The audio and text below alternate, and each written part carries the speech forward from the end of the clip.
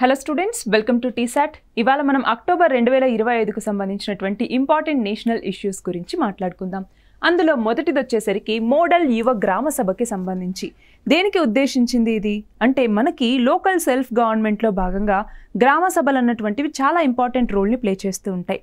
మరి ఆ గ్రామ సభల గురించి, అక్కడ జరిగేటటువంటి పరిపాలన గురించి విద్యార్థులకి కూడా తెలియజేయాలి అన్నటువంటి ఉద్దేశంతో విద్యార్థుల్లో పౌర పాలన మీద అవగాహనని పెంపొందించడం కోసం దీన్ని తీసుకురావటం జరిగింది. మరి దీన్ని ఎవరు ఇంప్లిమెంట్ చేస్తారు అంటే, విద్యా మరియు గిరిజన వ్యవహారాల మంత్రిత్వ శాఖలు ఏవైతే ఉంటాయో వాటి సహకారంతో పంచాయతీరాజ్ మంత్రిత్వ శాఖ అన్నటువంటి దీన్ని అమలు చేస్తూ వస్తుంది. మరి మనకి తెలుసు, మన భారత రాజ్యాంగంలో మనకి పంచాయతీరాజ్ సంస్థలు ఏవైతే ఉన్నాయో వాటికి తొలుత రాజ్యాంగబద్ధత అన్నటువంటిది లేదు. కానీ 1992వ సంవత్సరంలో మనకి 73rd కాన్స్టిట్యూషనల్ అమెండ్మెంట్ యాక్ట్ అన్నటువంటి తీసుకురావటం జరిగింది. సో ఈ చట్ట సవరణ అన్నటువంటి తీసుకొచ్చి పంచాయతీరాజ్ ఇన్స్టిట్యూషన్స్కి చట్టబద్ధతని కల్పించారు. మరి ఇందులో ఉన్నటువంటి ఆర్టికల్ 243 నుంచి ఆర్టికల్ 243O వరకు కూడా పంచాయతీరాజ్ సంస్థల గురించి తెలియజేస్తాయి. మరి అందులో ఆర్టికల్ 243B అన్నటువంటిది గ్రామ సభల యొక్క పాత్ర ఏంటి, గ్రామ సభల యొక్క ప్రాముఖ్యత ఏంటి అన్నట్టుగా తెలియజేస్తుందన్నమాట. సో ఈ ఆర్టికల్ అన్నటువంటిది ఇంపార్టెంట్, ఆర్టికల్ 243B అన్నటువంటిది. నెక్స్ట్ చూడండి, ఇండియా మొబైల్ కాంగ్రెస్కి సంబంధించి. సో రీసెంట్గా 2025కి సంబంధించి ఇండియా మొబైల్ కాంగ్రెస్ అన్నటువంటిది మన భారతదేశంలో జరిగింది. సో ఎక్కడ అంటే న్యూఢిల్లీలో ఉన్నటువంటి యశోభూమి కన్వెన్షన్ సెంటర్లో. ఇది 9th ఇండియా మొబైల్ కాంగ్రెస్ అనమాట.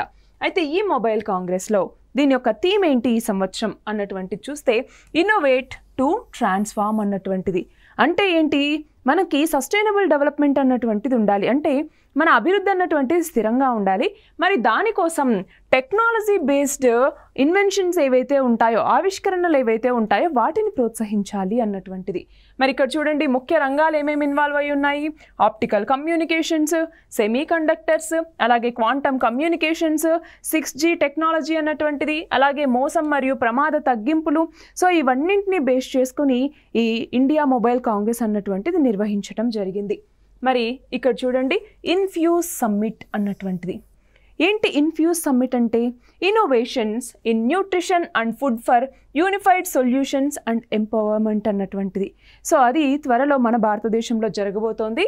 ఎక్కడ అంటే హైదరాబాద్లో, తెలంగాణలోని హైదరాబాద్లో ఇది జరగబోతోంది.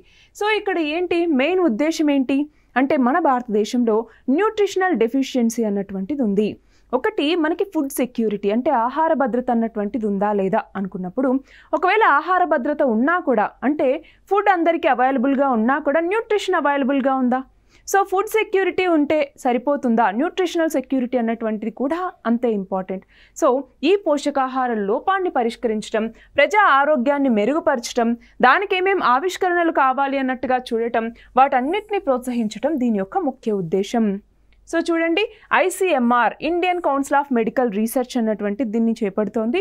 సో ఇది 1911వ సంవత్సరంలో స్థాపించబడింది.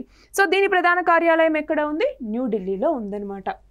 నెక్స్ట్ చూడండి, 8వ ISA అసెంబ్లీ అన్నటువంటిది. ఏంటి ISA అంటే? ఇంటర్నేషనల్ సోలార్ అలయన్స్ అనేసి మనం పిలుస్తూ ఉంటాం. సో మనకి వాతావరణ మార్పులు అన్నటువంటివి పెరుగుతూ ఉన్నాయి అన్నటువంటి నేపథ్యంలో వాతావరణంలో ఉన్నటువంటి ఉష్ణోగ్రతని మనం కంట్రోల్లోకి తెచ్చుకోవాలి అన్నట్టుగా చాలా కాన్ఫరెన్స్ ఆఫ్ పార్టీస్ అన్నటువంటివి జరిగాయి. అందులో భాగంగా COP21 అన్నటువంటిది చాలా ఇంపార్టెంట్, UNFCCCకి సంబంధించి. సో ఎక్కడ జరిగింది COP21 కాన్ఫరెన్స్ ఆఫ్ పార్టీస్ 21 అన్నటువంటిది? ఎప్పుడు జరిగింది అంటే 2015లో. సో 2015లో ఎక్కడ జరిగింది? ప్యారిస్లో. సో అప్పుడు చేసుకున్నటువంటి ఒక ఒప్పందాన్ని మనం ప్యారిస్ అగ్రిమెంట్ అని చదువుకుంటూ ఉంటాం, ప్యారిస్ అకార్డ్ అని చెప్పేసి. సో ఈ ప్యారిస్ అగ్రిమెంట్లో ఏమని మనం గోల్గా పెట్టుకున్నాము? ఈ శతాబ్దం చివరి నాటికి అంటే 2100వ సంవత్సరం నాటికి ప్రీ ఇండస్ట్రియల్ లెవెల్స్తో పోలిస్తే టెంపరేచర్స్ని 2 డిగ్రీ సెంటీగ్రేడ్స్ కన్నా ఎక్కువ పెరగకుండా చూసుకోవటం లేదు, ఇంకా దాన్ని 1.5 డిగ్రీ సెంటీగ్రేడ్కే పరిమితం చేయటం అన్నటువంటిది లక్ష్యంగా పెట్టుకున్నాం. మరి ఇలా చేయాలి అంటే ఏం చేయాలి? కర్బన ఉద్గారాలు అన్నటువంటివి తగ్గించాలి. సో ఏవైతే మనకి ఈ కార్బన్ ఇంటెన్సిటీని పెంచుతూ ఉన్నాయో వాటన్నిటిని తగ్గించాలి. సో ఫాజిల్ ఫ్యూయల్స్ని తగ్గించి రెన్యూబుల్ ఎనర్జీ వైపుగా వెళ్ళాలి. సో రెన్యూబుల్ ఎనర్జీలో మనకి సోలార్ ఎనర్జీ అన్నటువంటిది చాలా ఇంపార్టెంట్ రోల్ని ప్లే చేస్తుంది. సో దానికి సంబంధించి మనకి సోలార్ ఎనర్జీని పెంపొందించాలన్నటువంటి ఉద్దేశంతో ఇండియా మరియు ఫ్రాన్స్ ఇవి రెండూ కలిసి ఏం చేశాయి అంటే ఈ ఇంటర్నేషనల్ సోలార్ అలయన్స్ అన్నటువంటి దాన్ని తీసుకురావటం జరిగింది. సో ఇండియా మరియు ఫ్రాన్స్ ఇవి రెండూ కూడా ఈ ప్యారిస్ అగ్రిమెంట్లో భాగంగా 2015లో ఈ ఇనిషియేటివ్ని తీసుకొచ్చాయన్నమాట. సో దీని ప్రకారం సౌరశక్తి అన్నటువంటిది అందరికీ అందాలి అన్నటువంటిది. సో ఐఎస్ఏ అసెంబ్లీ అన్నటువంటిది 2025లో జరగబోతోంది. ఎక్కడ? భారతదేశంలో. సో భారతదేశం గ్లోబల్ సోలార్ లీడర్షిప్కి సంబంధించినటువంటి ఫోరం న్యూఢిల్లీలో ఉన్నటువంటి భారత్ మండపంలో జరిగింది. థీమ్ ఏంటి అంటే అందరికీ అందుబాటులో సౌరశక్తి అన్నటువంటిది ఉండాలి అన్నట్టుగా. సో ఇక్కడ చూడండి, భారతదేశం ప్రపంచవ్యాప్తంగా 3వ అతిపెద్ద సౌర విద్యుత్ ఉత్పత్తిదారుగా ఉంది. సో సోలార్ ఎనర్జీకి సంబంధించి 3వ అతిపెద్ద ఉత్పత్తిదారు. అంతేకాదు 2వ అత్యంత వేగంగా అభివృద్ధి చెందుతున్నటువంటి పునరుత్పాదక మార్కెట్ అంటే రెన్యూబుల్ ఎనర్జీ మార్కెట్గా కూడా మన భారతదేశం అన్నటువంటిది నిలిచింది. అయితే ఇక్కడ మనం ఇంకోటి గుర్తుపెట్టుకోవాలి. అదేంటంటే 2030వ సంవత్సరం నాటికి మనము రెన్యూబుల్ ఎనర్జీ కెపాసిటీ ఏదైతే ఉందో అది 500 గిగావాట్లకి రీచ్ అవ్వాలి అన్నట్టుగా లక్ష్యంగా పెట్టుకోవటం జరిగింది. సో ఇది మొత్తం రెన్యూబుల్ ఎనర్జీ. మరి అందులో సోలార్ ఎనర్జీ యొక్క వాటా ఎంత అంటే మొత్తం మిగతా ఎనర్జీ పక్కన పెడితే సోలార్ ఎనర్జీ 280 గిగావాట్లు ఉండాలి, ప్రొడ్యూస్ చేయాలి, కెపాసిటీకి రీచ్ అవ్వాలి అన్నటువంటి లక్ష్యం అనమాట. సో మిగతాది ఏదైతే ఉందో 220 గిగావాట్లు అది మనకి విండ్ అన్నటువంటిది కావచ్చు, హైడ్రో అన్నటువంటిది కావచ్చు, ఇవన్నీ కూడా కలిసి ఉంటాయి. బట్ మేజర్ రోల్ ఏంటి? సోలార్ ఎనర్జీ అన్నటువంటిది. నెక్స్ట్ చూడండి, ఐఎస్ఏ అన్నటువంటిది 2015వ సంవత్సరంలో COP21లో ఇండియాకి మరియు ఫ్రాన్స్ తీసుకొచ్చినటువంటి ఒక ఇనిషియేటివ్, ఒక చొరవ. ప్రధాన కార్యాలయం ఎక్కడ ఉంది అంటే గురుగ్రామ్లో ప్రస్తుత ప్రధాన కార్యాలయం అన్నటువంటిది ఉంది. నెక్స్ట్ చూడండి, భారతదేశం మొట్టమొదటి AI centre of excellence, artificial ఇంటెలిజెన్స్కి సంబంధించినటువంటి సెంటర్ ఆఫ్ ఎక్సలెన్స్ని మన భారతదేశంలో నెలకొల్పటం జరిగింది.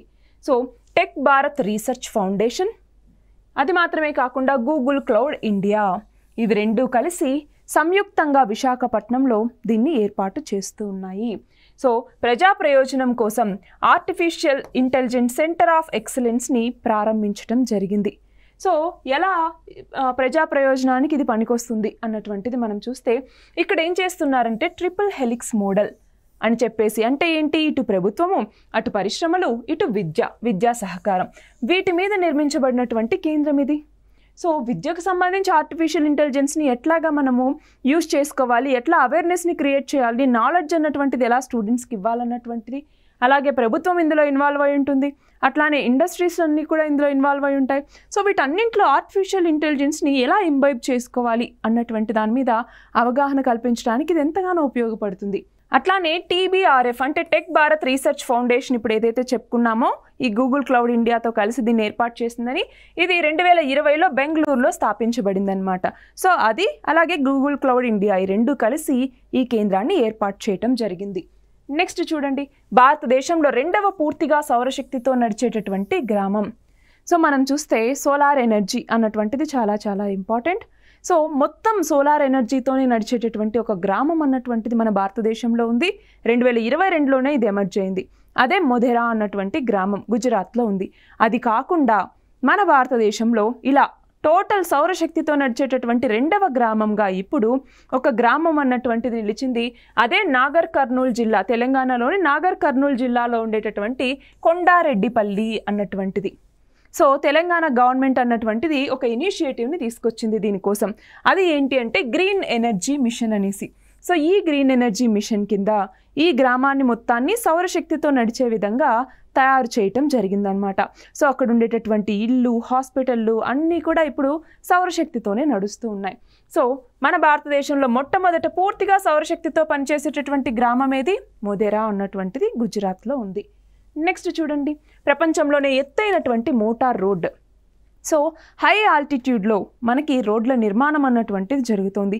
ఎస్పెషల్లీ మన భారతదేశానికి సంబంధించి చూసుకుంటే బార్డర్స్లో ఎక్కడైతే హిమాలయాస్ ఇవన్నీ ఉన్నాయో అక్కడ ఏవైనా కన్స్ట్రక్షన్స్ అన్నటువంటివి చేపడితే అవి మనకి ఎప్పుడూ కూడా నోటీస్ అవుతాయి.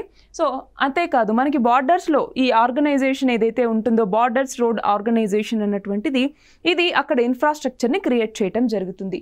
సో ఇప్పుడు లదాఖ్లో ఉన్నటువంటి మిగ్లా పాస్ దగ్గర బార్డర్ రోడ్ ఆర్గనైజేషన్ అన్నటువంటిది ప్రపంచంలోనే ఎత్తైనటువంటి మోటార్ రహదారిని నిర్మించడం జరిగింది.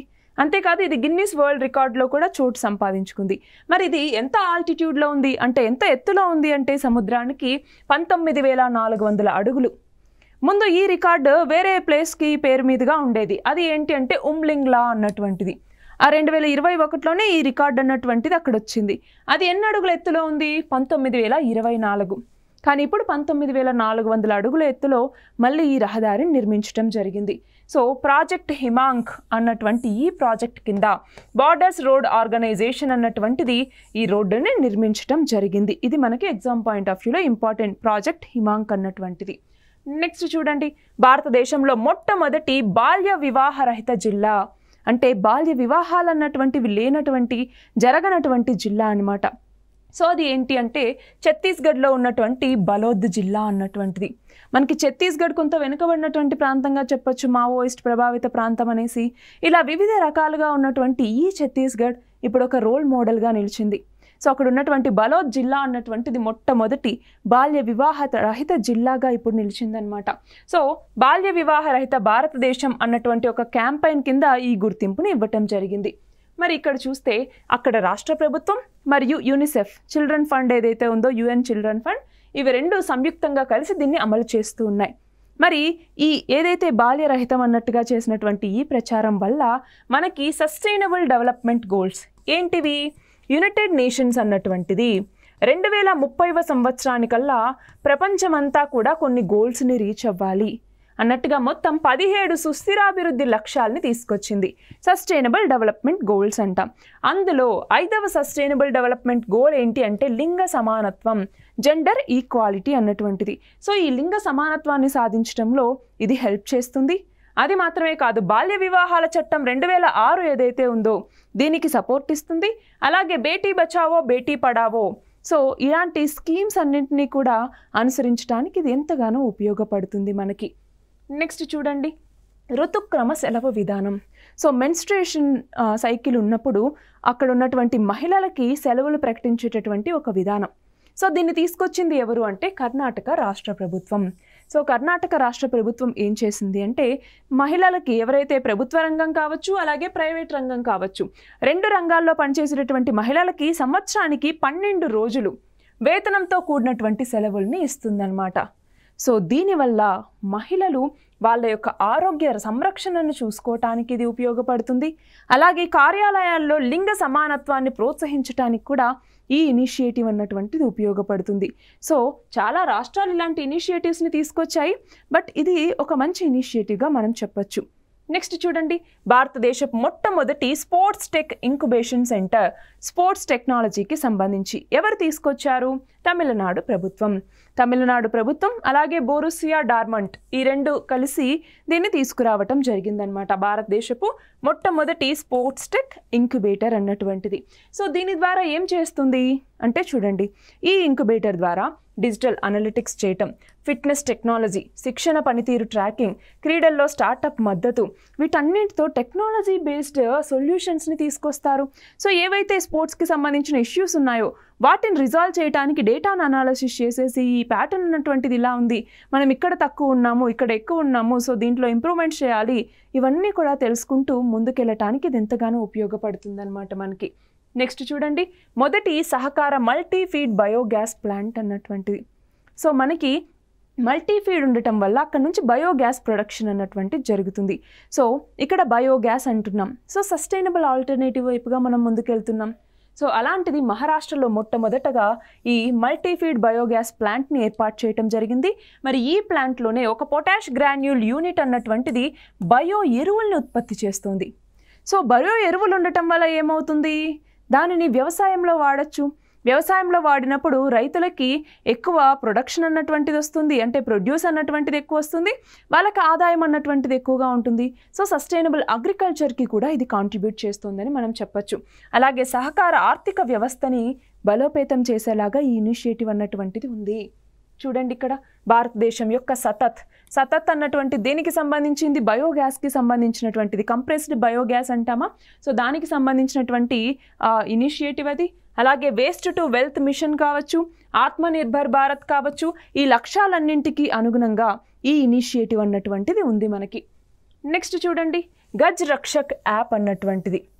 సో మధ్యప్రదేశ్లో ఉన్నటువంటి బాంధవ్గర్ నేషనల్ పార్క్లో ఈ గజ్ రక్షక్ అన్నటువంటి ఒక యాప్ని స్టార్ట్ చేశారు. సో దీని ద్వారా ఏంటి అంటే ఏనుగుల గుంపు ఏదైతే ఉంటుందో అది ట్రాక్ చేయటం కోసం, ఎక్కడికి వెళ్తున్నాయి ఏంటి అనేసి ట్రాక్ చేయటం కోసం, ఒకవేళ గ్రామాలకు వస్తూ ఉన్నాయంటే ఆ గ్రామస్తులకు ఇన్ఫర్మేషన్ని ఇవ్వటం కోసం, రియల్ టైం హెచ్చరికల్ని జారీ చేయటం కోసం తీసుకొచ్చినటువంటి ఒక మొబైల్ యాప్ ఇది. మరి కదలికల అంచనా కోసం జీపీఎస్ని, కెమెరా ట్రాపుల్ని, అట్లాగే పెట్రోలింగ్ డేటాని వీటన్నిటిని యూజ్ చేస్తుంది అనమాట. సో దీనివల్ల ఏంటి, అక్కడ ఉన్నటువంటి ఏనుగులు గ్రామాల వైపుగా రాకపోవటం వల్ల మానవులు మరియు ఏనుగుల మధ్య ఉండేటటువంటి ఆ సంఘర్షణని తగ్గించవచ్చు. సో అలా తగ్గించినప్పుడు రెండింటి మధ్య సమతుల్యత అన్నటువంటిది ఏర్పడుతుంది. అంతేనా? మరి ఇక్కడ చూడండి గజ రక్షకులు అని పిలిచేటటువంటి స్థానిక స్వచ్ఛంద బృందాలు అన్నటువంటివి కొంతమంది ఉంటారు, వాలంటీర్స్ ఉంటారు. వాళ్ళు ఈ పర్యవేక్షణలో పాల్గొంటారు. అట్లానే ఎలిఫెంట్ కారిడార్స్ ఏవైతే ఉంటాయో వాటిని బలోపేతం చేయడానికి, అలాగే ఏనుగులకి సురక్షితమైనటువంటి మార్గాల్ని నిర్వహించడానికి కూడా ఇది ఎంతగానో ఉపయోగపడుతుంది. మరి చూడండి ఈ యొక్క మధ్యప్రదేశ్లో ఏనుగుల యొక్క జనాభా అన్నటువంటిది పెరిగింది. 2018లో 40 ఉంటే 2025 కల్లా 60కి ఈ జనాభా అన్నటువంటిది పెరిగింది. ఇది మనం చెప్పొచ్చు అనమాట. నెక్స్ట్ చూడండి నవీ ముంబై విమానాశ్రయానికి సంబంధించి. సో నవీ ముంబైలో ఒక ఇంటర్నేషనల్ ఎయిర్పోర్ట్ని స్టార్ట్ చేయటం జరిగింది. అయితే దానికి పేరు మార్పు అన్నటువంటిది చేశారు. సో దీన్ని ఇప్పుడు డిబి పాటిల్ అంతర్జాతీయ విమానాశ్రయం అనేసి పిలుస్తూ ఉంటారు. సో దీని కెపాసిటీ ఏంటి అంటే ఇప్పుడు స్టేజ్ 1లో సంవత్సరానికి ఒక 20 మిలియన్ల మంది ప్రయాణికులు ఉండేటట్టుగా, దాన్ని తర్వాత 90 మిలియన్ల వరకు పెంచేలాగా చూస్తారనమాట. సో ప్రస్తుత ముంబై విమానాశ్రయం మీద ఒత్తిడిని తగ్గించడానికి ఈ నవీ ముంబై ఇంటర్నేషనల్ ఎయిర్పోర్ట్ అన్నటువంటిది ఉపయోగపడుతుంది మనకి. మరి ఇక్కడ చూడండి మెట్రో, అలాగే సిఎస్టీ ఛత్రపతి శివాజీ టెర్మినల్, అక్కడ నుంచి రైలు కావచ్చు, ముంబై ట్రాన్స్ హార్బర్ లింక్ కావచ్చు, వీటి నుంచి కనెక్టివిటీ అన్నటువంటిది వీటికి ప్రొవైడ్ చేయడం జరుగుతుంది. సో సౌర వినియోగంతో సహా గ్రీన్ టెక్నాలజీ, అట్లానే ఇంధన సమర్థవంతమైనటువంటి టెక్నాలజీస్ ఏవైతే ఉంటాయో వాటన్నింటితోనూ ఈ యొక్క ఎయిర్పోర్ట్ నిర్మాణం అన్నటువంటిది జరిగింది. మరి ఉడాన్ యోజన, ఉడాన్ అంటాం. ఉడాన్ అంటే ఏంటి, ఉడే దేశ్ కా ఆమ్ నాగరిక్ అన్నటువంటిది. సో దీని ద్వారా ఏంటి అంటే అఫోర్డబుల్గా ప్రతి ఒక్కరూ కూడా ఈ యొక్క విమాన ప్రయాణం చేయాలి అన్నటువంటిది దీని యొక్క ఇనిషియేటివ్, ఉడే దేశ్ కా ఆమ్ నాగరిక్ అని చెప్పేసి. సో దానికి ఇది మద్దతు ఇస్తుంది. అట్లానే రీజనల్ ట్రాన్స్పోర్ట్ ఏదైతే ఉంటుందో దానికి, అలాగే టూరిజంని పెంపొందించడానికి వీటన్నింటికీ కూడా ఇది ఉపయోగపడుతుంది. నెక్స్ట్ చూడండి కేరళని తీవ్ర పేదరిక రహిత రాష్ట్రంగా ఆ రాష్ట్ర ప్రభుత్వం అన్నటువంటిది ప్రకటించబోతోంది అనేసి. సో తీవ్ర పేదరికం అంటే ఎక్స్ట్రీమ్ పావర్టీ అన్నటువంటిది మా రాష్ట్రంలో లేదు, అంతమొందించేసాం మేము అనేసి కేరళ ప్రకటించిందనమాట. సో దానికోసం చాలా ఇనిషియేటివ్స్ అన్నటువంటివి ఇంప్లిమెంట్ చేస్తూ వస్తోంది. ఓన్లీ ఇన్కమ్ అన్నటువంటిది మాత్రమే కాకుండా మల్టీ డైమెన్షనల్ అప్రోచ్లో కేరళ అన్నటువంటిది ముందుకెళ్ళింది. ఫర్ ఎగ్జాంపుల్ అక్కడ ఉన్నటువంటి కుటుంబశ్రీ అన్నటువంటి మిషన్ కావచ్చు. సో మహిళల నేతృత్వంలో అక్కడ పేదరికాన్ని తగ్గించడం, అలాగే ఇళ్లను నిర్మించి ఇవ్వటం, అలాగే ఆరోగ్య సంరక్షణ చర్యలు అన్నటువంటివి చేపట్టడం, అఫోర్డబుల్ కాస్ట్లో ఆరోగ్య సేవల్ని అందించడం. సో ఇలాంటి చాలా ఇనిషియేటివ్స్ని చేపట్టింది. అక్కడ ఉన్నటువంటి గిరిజన సమూహాలు కావచ్చు, తీర ప్రాంతంలో ఉండే కుటుంబాలు కావచ్చు, వృద్ధులు, వైకల్యాలు ఉన్నటువంటి వ్యక్తులు, వీళ్ళందరి మీద దృష్టి పెట్టడం జరిగింది. సో వాళ్ళందరూ కూడా ఇప్పుడు ఎక్స్ట్రీమ్ పావర్టీ నుంచి బయటికి వచ్చారు అన్నటువంటిది కేరళ ప్రభుత్వం చెప్తోందన్నమాట. చూడండి పోషకాహారం, గృహ నిర్మాణం, ఆరోగ్య సంరక్షణ, పెన్షన్స్, విద్య వీటన్నింటికి సంబంధించినటువంటి పథకాలని తీసుకురావటం ద్వారా అక్కడ ఎక్స్ట్రీమ్ పావర్టీని తొలగించారు.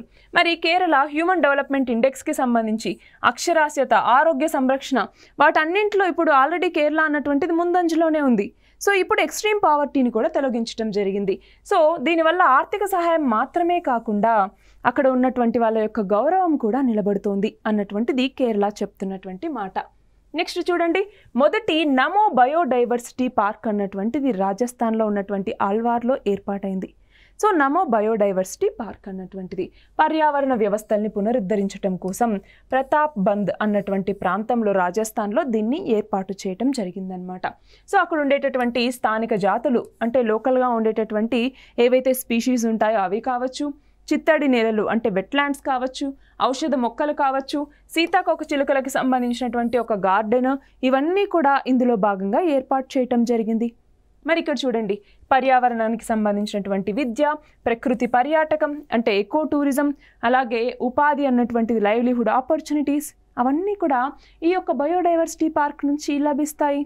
సో అది మన యొక్క ఎకానమీని బూస్ట్ చేయడానికి ఉపయోగపడుతుంది. అలాగే ఇక్కడ చూడండి, ఎడారీకరణను ఎదుర్కొంటున్నటువంటి ఆరావళి పర్వత ప్రాంతం ఏదైతే ఉంటుందో చుట్టుపక్కల ప్రాంతం, ఆ ప్రాంతంలో పరిరక్షణకి ఇది మద్దతు ఇస్తుంది. సో ఇక్కడ అటవీకరణను చేపట్టడం ద్వారా భూగర్భ జలాలు అన్నటువంటివి పెరుగుతాయి, అలాగే నేల సంరక్షణ అన్నటువంటిది వస్తుంది, నేల సంతానోత్పత్తి అన్నటువంటిది మళ్ళీ పునరుద్ధరిస్తుంది. అంటే ఏంటి, మరిన్ని మొక్కలు అన్నటువంటివి పెరగటానికి అక్కడ ఆస్కారం ఉంటుంది. సో వీటిని లక్ష్యంగా ఈ బయోడైవర్సిటీ పార్క్ని ఇక్కడ ఏర్పాటు చేయడం జరిగింది. నెక్స్ట్ చూడండి, భారతదేశపు మొట్టమొదటి సెమీ కండక్టర్ ఇన్నోవేషన్ మ్యూజియంని హైదరాబాద్లో ఏర్పాటు చేయటం జరిగింది. సో సెమీ కండక్టర్లు, చిప్లు అంటామా, మనకి అన్ని ఎలక్ట్రానిక్స్లోనూ ఈ సెమీ కండక్టర్స్ యొక్క వాడకం అన్నటువంటిది చాలా అత్యవసరం. సో అలాంటి చిప్ల యొక్క ఆవిష్కరణల్ని ప్రోత్సహించడానికి టీ చిప్ అన్నటువంటి ఒక ప్రోగ్రామ్ని తెలంగాణ తీసుకొచ్చింది. ఏంటి, టీ చిప్ అని చెప్పేసి. సో ఈ ప్రోగ్రామ్ కింద దీన్ని స్థాపించడం జరిగింది. సో దీని కింద చిప్స్, హ్యూమనాయిడ్ రోబోలు, అలాగే ఇంటిగ్రేటెడ్ సర్క్యూట్స్, అలాగే చూడండి రాకెట్ చిప్ ప్రోటోటైప్స్, వీటన్నిటినీ కూడా ప్రదర్శనకు ఉంచడం జరుగుతుంది. అంతేకాదు ఇక్కడ సెమీకండక్టర్ టెక్నాలజీలో స్టెమ్ ప్రతిభ, స్టెమ్ అంటే ఏంటి, సైన్స్, టెక్నాలజీ, ఇంజనీరింగ్, మ్యాథమెటిక్స్ అంటాం. సో ఈ రంగాల యొక్క ప్రతిభను ఇందులో జోడించడం జరుగుతుంది. అలాగే పరిశోధన, అభివృద్ధి, R&Dని ప్రేరేపించడానికి కూడా ఇది ఎంతగానో ఉపయోగపడుతుంది అన్నమాట. మరి చిప్ డిజైన్కి సంబంధించినటువంటి ల్యాబ్స్, ఇంక్యుబేషన్ సెంటర్స్, వీటన్నింటితో అభ్యాసాన్ని అంటే వాటి నుంచి నేర్చుకోవటానికి కూడా ఇది అనుసంధానించేలాగా ఉంది. అది మాత్రమే కాదు, భారతదేశపు సెమీ కండక్టర్ హబ్గా హైదరాబాద్ని బలోపేతం చేయటానికి కూడా ఈ ఇనిషియేటివ్ అన్నటువంటిది ఉపయోగపడుతుంది. నెక్స్ట్ చూడండి, లదాఖ్ కోసం ఆర్టికల్ 371ని అమల్లోకి తీసుకొచ్చింది కేంద్ర ప్రభుత్వం. సో ఈ సందర్భంగా మనకి ఆర్టికల్ 371 అన్నటువంటిది ఏంటి, మనకి రాజ్యాంగంలో ఆర్టికల్ 371 అన్నటువంటిది ఉంది. సో ఇది ఏం చేస్తుంది అంటే కొన్ని ప్రత్యేక ప్రాంతాలని గుర్తించి డెవలప్మెంట్ పర్పస్ కోసం వాటికంటూ కొన్ని స్పెషల్ ప్రొవిజన్ని ఉంచడం జరుగుతుంది. ఫర్ ఎగ్జాంపుల్ తెలంగాణకి, ఆంధ్రప్రదేశ్కి కూడా 371D మరియు E కింద స్పెషల్ ప్రొవిజన్స్ అన్నటువంటి ఉన్నాయి. సో అలాంటి ఈ ఆర్టికల్ 371లో ఇప్పుడు లదాఖ్ని కూడా యాడ్ చేయటం జరిగింది. సో చూడండి, దీని యొక్క లక్ష్యం ఏంటి అంటే అక్కడ ఉండేటటువంటి స్థానికులకు భూమి యొక్క హక్కులు అన్నటువంటివి ఉంటాయి, ఉద్యోగ రక్షణ అన్నటువంటిది ఉంటుంది, అలాగే చట్టపరమైనటువంటి రక్షణలు అన్నటువంటివి ఉన్నాయి. ఫర్ ఎగ్జాంపుల్ లోకల్ రిజర్వేషన్ అనేసి ఇంత అనేసి మనం పెట్టుకోవచ్చు అనమాట. సో అలాంటి కొన్ని స్పెషల్ ప్రొవిజన్స్ ఆర్టికల్ 371 ద్వారా కలుగుతాయి. మరి 2019లో యూనియన్ టెరిటరీ హోదా అన్నటువంటిది వచ్చిన తర్వాత మాకు స్టేట్హుడ్ కావాలి, సిక్స్త్ షెడ్యూల్లో మమ్మల్ని యాడ్ చేయాలి, ఇలా చాలా ప్రొటెస్ట్లు లదాఖ్ అన్నటువంటిది చేస్తూ వస్తుంది. ఇప్పటికీ కూడా న్యూస్లో ఉంది, అవునా. సో అప్పటిదాకా ఆర్టికల్ 370 కింద జమ్మూ అండ్ కాశ్మీర్గా ఉన్నటువంటి ఈ లదాఖ్ అన్నటువంటి జమ్మూ అండ్ కాశ్మీర్లో భాగంగా ఉండేది. అయితే ఏం చేశారు, 2019 ఆగస్టులో ఆర్టికల్ 370ని అబ్రోగేట్ చేయటం జరిగింది. సో దాని తర్వాత మళ్ళీ Jammu and Kashmir reorganisation act అని తీసుకొచ్చారు. దాంతో అప్పటిదాకా జమ్మూ అండ్ కాశ్మీర్ రాష్ట్రంగా ఉన్నటువంటిది తర్వాత జమ్మూ అండ్ కాశ్మీర్ యూనియన్ టెరిటరీగాను, అలాగే లదాఖ్ యూనియన్ టెరిటరీగాను మారటం జరిగింది. సో ఈ జమ్మూ అండ్ కాశ్మీర్కి ఏమో అసెంబ్లీని ఇచ్చారు, లదాఖ్కి ఏమో అసెంబ్లీ అన్నటువంటిది లేదు. అప్పుడు లదాఖ్ ఏం చేసింది, మాకు రాష్ట్ర హోదా కావాలి, లేదా మమ్మల్ని 6th షెడ్యూల్లో యాడ్ చేయండి, రాష్ట్ర హోదా ఇవ్వండి, అలాగే 6th షెడ్యూల్లో కూడా యాడ్ చేయండి. సో 6th షెడ్యూల్ అన్నటువంటిది ఏం చేస్తుంది, కొన్ని స్పెషల్ ప్రొవిజన్స్ అన్నటువంటివి దీంట్లో ఉంటాయన్నమాట. ఫర్ ఎగ్జాంపుల్ ఇప్పుడు ఏవైతే మనకి అస్సాం, మేఘాలయ, త్రిపుర, మిజోరాం ఈ 4 6th షెడ్యూల్లో ఉన్నాయి కదా. సో అలా మమ్మల్ని కూడా యాడ్ చేయండి, మాకంటూ స్పెషల్ ప్రొటెక్షన్ అన్నటువంటిది కావాలి అని. ఆ నేపథ్యంలో అవి మేము ఇవ్వలేము, బట్ ఆర్టికల్ 371లోకి మిమ్మల్ని చేర్చుతాము అన్నటువంటిది కేంద్రం చెప్తోందనమాట. దాని విషయం ఇంకా నడుస్తూనే ఉంది. సో ఇక్కడ బౌద్ధ మరియు గిరిజన సాంస్కృతిక గుర్తింపుని కాపాడుకునేలాగా, రక్షించుకునేలాగా ఈ ఇనిషియేటివ్ అన్నటువంటిది ఉంది. రాష్ట్ర హోదా అడుగుతున్నటువంటి టైంలో ఆల్రెడీ చర్చలు అనేవి నడుస్తున్నాయి. మీన్వైల్ ఈ ఆర్టికల్ 370 కింద యాడ్ చేస్తూ ఉన్నారు. సో పర్యావరణ పరంగా చాలా దుర్బలమైనటువంటి ప్రాంతం ఇది. సో అక్కడ ఆర్థిక అభివృద్ధి కావచ్చు, అలాగే అంటే నియంత్రిత ఆర్థిక అభివృద్ధి అనేది ఉండాలి అనేసి. సో ఎవరు పడితే వాళ్ళు వచ్చి ఇష్టం వచ్చినట్టుగా ఎక్స్‌ప్లాయిట్ చేయడానికి లేదు, దానికంటూ కొంత ప్రొటెక్షన్ ఉండాలి అన్నటువంటి ఉద్దేశంతో ఆర్టికల్ 371ని తీసుకొచ్చారనమాట. నెక్స్ట్ చూడండి, కోల్డ్ డెజర్ట్ బయోస్ఫియర్ రిజర్వ్ అన్నటువంటిది. మన భారతదేశంలో ఇప్పుడు 13వ యునెస్కో బయోస్ఫియర్ రిజర్వ్గా హిమాచల్ ప్రదేశ్లో ఉన్నటువంటి కోల్డ్ డెజర్ట్ బయోస్ఫియర్ రిజర్వ్ అన్నటువంటిది నిలిచింది. మరి మనం చూస్తే హిమాచల్ ప్రదేశ్లోని లాహౌల్ స్పిటి మరియు పిన్ వ్యాలీలో ఈ ప్రాంతం అన్నటువంటిది ఉంది. ప్రపంచంలోని ఎత్తైనటువంటి శీతల ఎడారుల్లో ఇది కూడా ఒకటి. మరి ఇక్కడ చూడండి, స్నో లెపర్డ్, అలాగే హిమాలయన్ ఐబెక్స్ ఇలాంటి కొన్ని అంతరించిపోతున్నటువంటి జాతులు ఈ యొక్క కోల్డ్ డెజర్ట్ బయోస్ఫియర్ రిజర్వ్లో ఉన్నాయి. మరి ఇక్కడ చూస్తే సమాజ ఆధారిత పరిరక్షణ, సో సొసైటీ లెడ్ కన్జర్వేషన్ అన్నటువంటిది ఇక్కడ చేయటం జరుగుతుంది. అలాగే పర్యాటక పరిశోధన మీద దృష్టి పెట్టడం జరుగుతుంది. మరి ఉత్తర భారతదేశానికి కావాల్సినటువంటి హిమనీ నదాలు మరియు హిమాలయ నీటి వ్యవస్థలకి కూడా ఈ యొక్క కోల్డ్ డెజర్ట్ బయోస్ఫియర్ రిజర్వ్ అన్నటువంటిది మద్దతు ఇస్తుంది. ఇవి అక్టోబర్ 2025కు సంబంధించినటువంటి national issues. All the very best.